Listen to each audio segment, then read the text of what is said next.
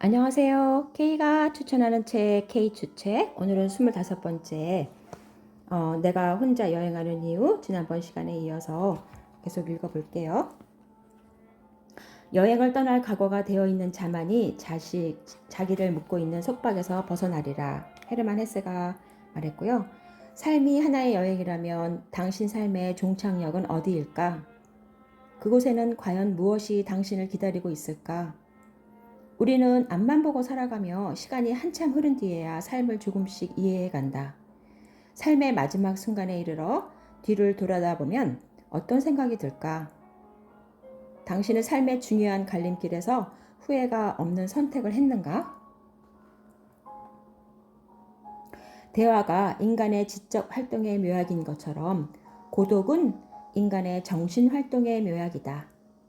에밀 시오랑이 말했고요. 사람들은 혼자 있는 것을 어려워한다. 혼자 있다는 건 나는 외톨이라고 광고하는 것과 똑같은 일이라고 생각하기 때문이다. 그래서 혼자 밥을 먹느니 굶는 게 낫다고 생각하고 혼자 여행을 가느니 방에서 뒹구는 게 낫다고 말한다. 그러나 인생을 행복하게 만드는 건 혼자 있는 시간을 어떻게 보내느냐에 달려있다. 내가 정말 원하는 삶이 무엇인지, 내가 좋아하는 것과 싫어하는 것은 무엇인지, 나는 어떤 관점과 가치관을 갖고 살고 있는지, 나의 장점과 한계는 무엇인지 스스로에게 질문을 던지며 자기 자신에 대해 알아갈 수 있는 시간은 오직 혼자 있는 순간밖에 없기 때문이다.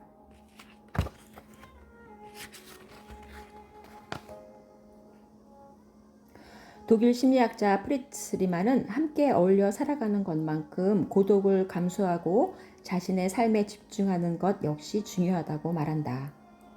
지구가 자전을 포기하고 공전만 한다면 태양에 대한 의존도는 더 높아지고 물과 공기의 흐름이 끊기는 것은 물론 생명의 순환도 일어나지 않을 것이다. 반대로 공전을 포기하고 자전만 한다면 태양계에서 떨어져 나와 광막한 우주에서 혼자 살아남아야 할 것이다. 지구에게 공전과 자전이 동시에 이루어져야 하듯 사람 역시 서로 배려하며 사회 속에서 함께 살아가는 한편 개별적인 한 사람으로 자기만의 삶을 살아가야 한다. 나는 여행이 개인의 자율성을 키우는 동시에 깊이 있는 인간관계를 맺는 데도 큰 도움이 된다고 생각한다. 심한 좌절감에 빠진 한 여성이 여행으로 이를 극복해내는 것을 보았기 때문이다. 그녀는 스트레스로 가득했던 이혼 과정을 겪으며 자신이 잘못 살아온 것 같다는 절망감에 무너져 내렸다. 그리고 모든 것을 주도적으로 처리하고 세세한 것까지 챙겨주던 남편과 헤어지자 엄마를 잃어버린 아이처럼 겁을 먹고 막막해 했다. 그녀는 배관공 전화번호도 몰랐다. 매일매일 자신을 덮치는 무력감과 그런 자신을 바라보는 주변 사람들의 동정 어린 시선, 그리고 뒤에서 들리는 수군거림에 괴로워하던 그녀는 돌파구를 찾는 심정으로 난생 처음 동반자도 없이 베트남으로 떠났다. 아무도 자신이 이혼을 했는지 사별을 했는지 아니면 처음부터 혼자였는지 상관하지 않았다. 그녀는 뜨거운 햇살이 내리자는 공항을 빠져나오며 왠지 홀가분한 기분이 들었다. 그리고 어떻게 발음해야 할지 감조차 잡을 수 없는 주소를 더듬거리며 사람들에게 길을 물어 숙소를 찾아갔을 때는 마치 대학에 합격했을 때만큼이나 스스로 대견스러워했다. 처음 배워본 오토바이를 타고 베트남 사람들과 나란히 달릴 때는 희열을 느낄 정도였다. 그렇게 작은 성취들이 계속되자 가파르게만 느껴졌던 인생이라는 길이 조금 완만하게 보이기 시작했다. 남편이 떠난 후 더 이상 사랑받을 수 없을 거라고 생각했는데 자신이 그렇게 못나고 부족한 사람은 아니라는 생각이 들었던 것이다.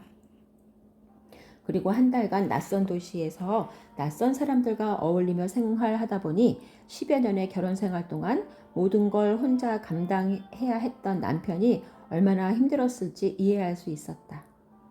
자신을 긍정하게 되자 비로소 다른 사람의 마음도 이해해 볼 여유가 생긴 것이다.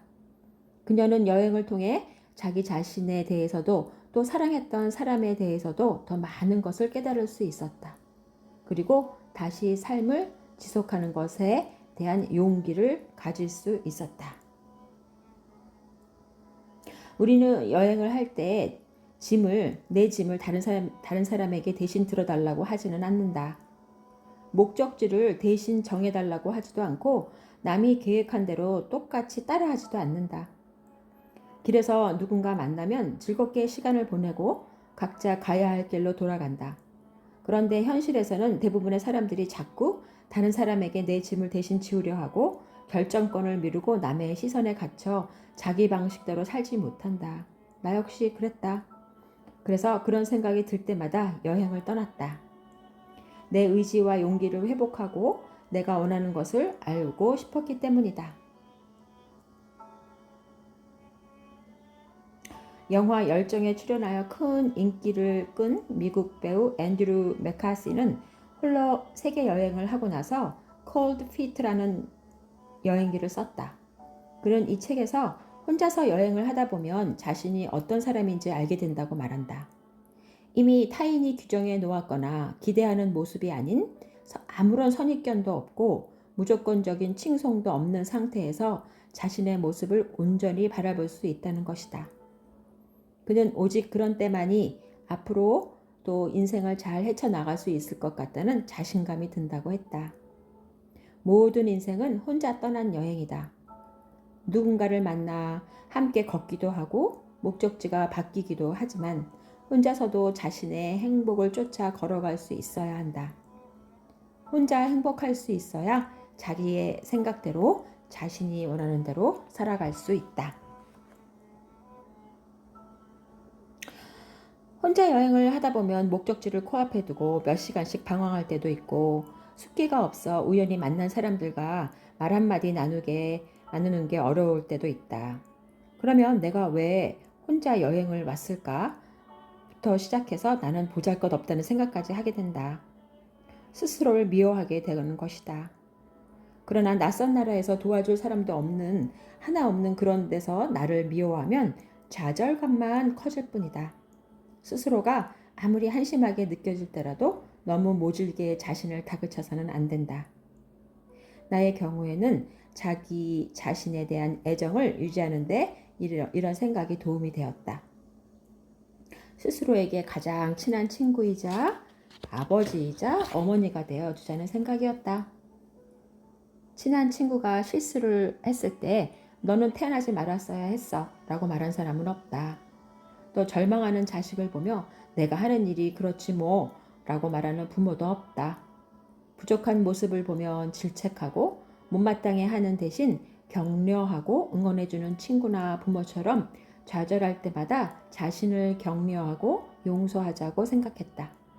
어떤 상황에 처해 있건 같은 편에 서서 지지해주고 가장 좋은 조언을 해주고 필요할 때 항상 곁에 있어주는 사람이 되어 스스로를 지켜주는 것이다. 날마다 24시간 내내 한시도 빠짐없이 함께 길을 걷는 자신이 가장 좋은 친구가 되면 얼마나 좋겠는가. 기쁠 때는 함께 기뻐하고 깊은 나락에 떨어진 듯한 슬픔에 잠겨 있을 때는 위로해주는 사람이 있다는 게 얼마나 힘이 나는지 당신은 분명 알고 있을 것이다.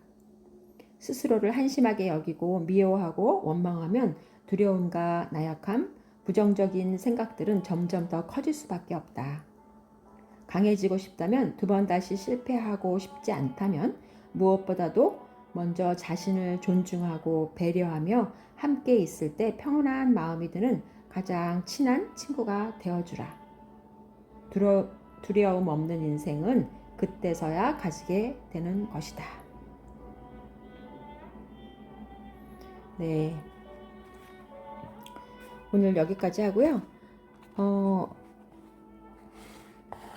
제가 이 책을 읽고 나서 삶의 의미를 찾기 위해서 먼저 나 자신을 아는 것이 중요하다는 그거를 깨달았고요. 또 그것을 나를 자신을 알기 위해서는 혼자만의 여행을 통해서 자신과 만나는 그 일이 먼저 필요하다고 느꼈고요.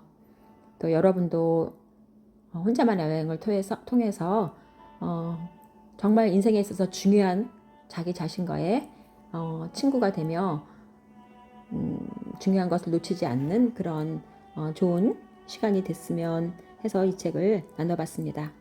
네, 여기까지 들어주셔서 감사하고요. 다음에 또 좋은 책을 가지고 만날 것을 약속할게요. 오늘 하루도 즐겁게 행복하게 지내시길 바라며 감사합니다.